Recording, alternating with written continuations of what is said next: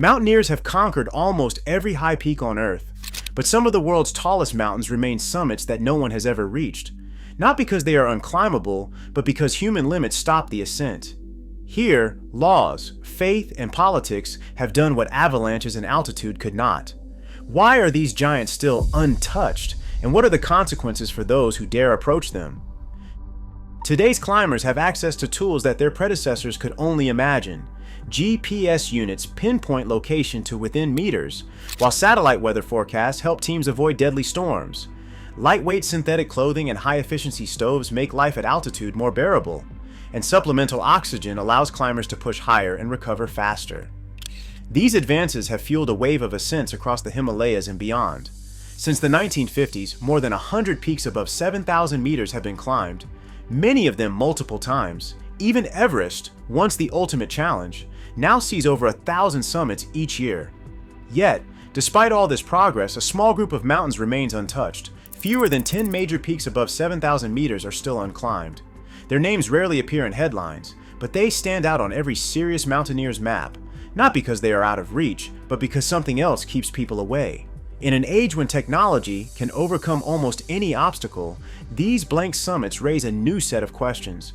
What are the boundaries that endure when gear and skill are no longer the deciding factors? The answer lies not in the rock or ice, but in the choices that people make about where they are allowed to go, and where they are not. Mount Kailash rises 6,638 meters above the Tibetan Plateau. Its summit is untouched not by lack of skill or technology, but by a profound sense of reverence.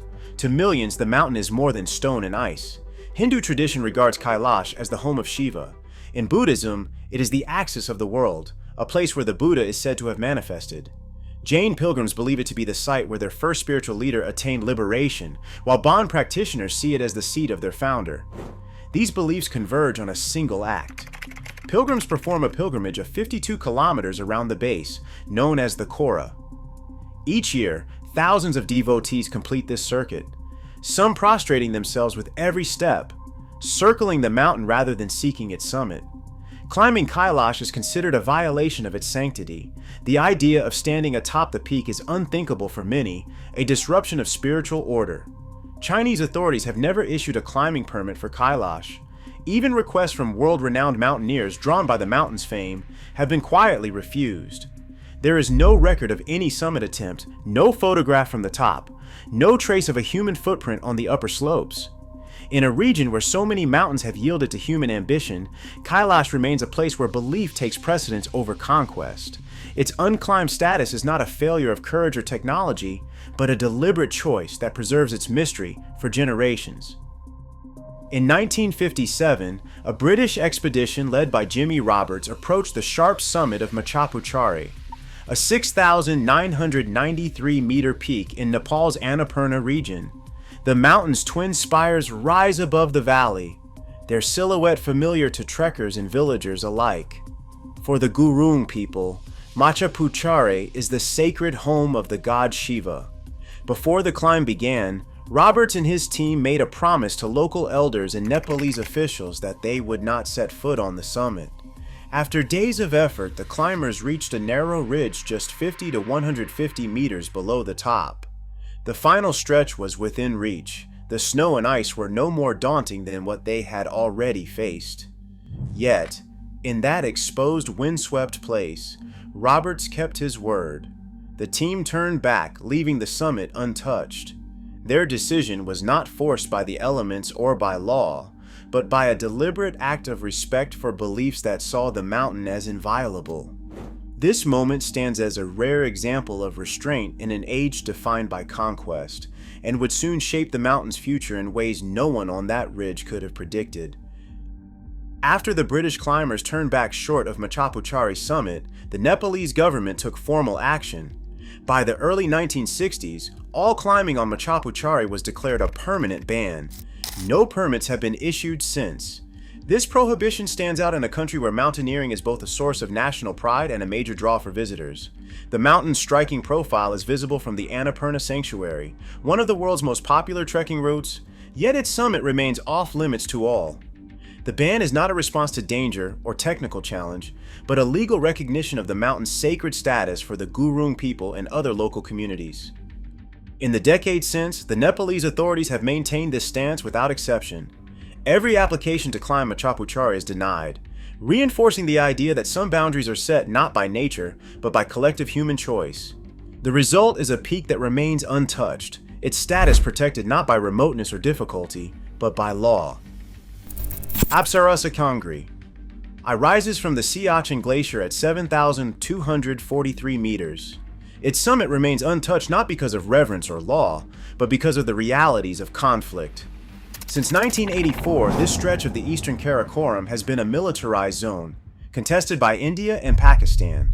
The glacier is home to the highest battlefield on Earth, with outposts perched at over 6,000 meters and supply lines stretching for miles across ice and snow. Civilian access is strictly prohibited, and no climbing permits are issued for any peak in the region. Movement is tightly controlled by military authorities on both sides. There are no public records of any ascent, civilian or military, and no summit photos or expedition reports have surfaced.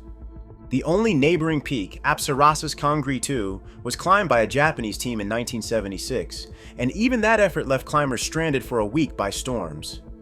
For Apsarasa Kangri, the barrier is not technical challenge, but the enduring presence of armed conflict and the absolute ban on entry. Here, the mountain remains a blank space on the map, unclimbed, unvisited, and largely unknown outside the world of geopolitics. In central Tibet, Labush Kang 3 stands at 7,250 meters, its summit untouched not by law or conflict, but by sheer isolation. The mountain sits deep within the Changtang Plateau, far from any major settlement or road. Reaching its base requires days of travel across high-altitude terrain, with no established infrastructure to support an expedition. The nearest airstrips and supply points are hundreds of kilometers away, and the journey involves crossing wide valleys, glacial rivers, and endless stretches of barren land.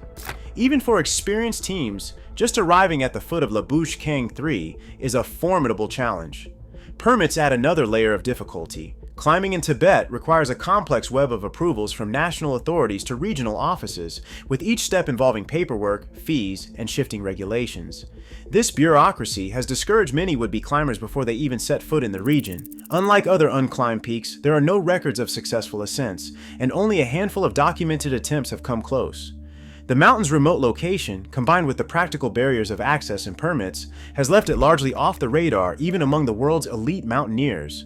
Labush Kang 3 remains one of the highest summits on Earth, still awaiting its first human visitor. Gangkhar Puensum rises 7,570 meters along the border of Bhutan and Tibet, holding the distinction as the highest mountain on Earth that remains unclimbed. Its slopes have seen the footprints of only a handful of expeditions, all in the brief window before Bhutan closed its high peaks to climbers. In the 1980s, Japanese and British teams advanced up the mountain's vast snowfields and along its sharp ridges, but none reached the summit.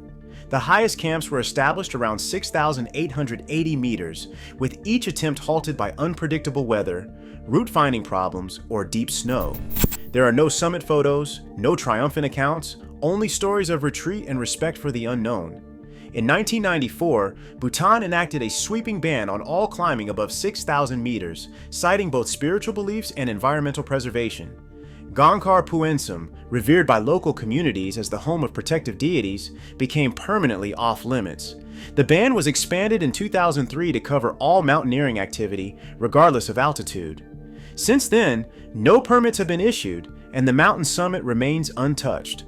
In a world where technology and ambition have reached nearly every corner, Gangkhar Puensum stands as a deliberate exception, a place preserved by policy, not by inaccessibility or technical challenge.